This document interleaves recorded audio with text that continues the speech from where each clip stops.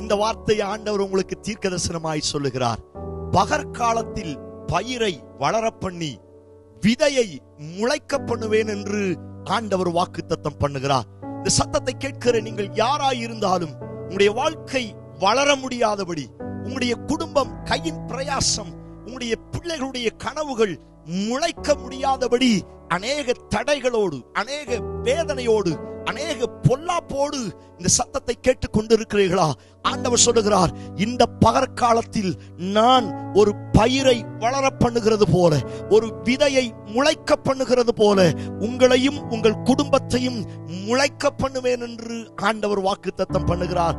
சபையே, தேவ பிள்ளையே, பயப்படாதிருங்கள். இது ராக்காலம் அல்ல, நீங்கள் வளரக்கூடிய பகற்காலம். இந்த பகற்காலத்தில் அவர் தம்முடைய கிருபையினால உங்களையும் உங்கள் குடும்பத்தையும் நிறைவாய் நடத்த வல்லமையுள்ளவராய் இருக்கிறார். ஆமென்.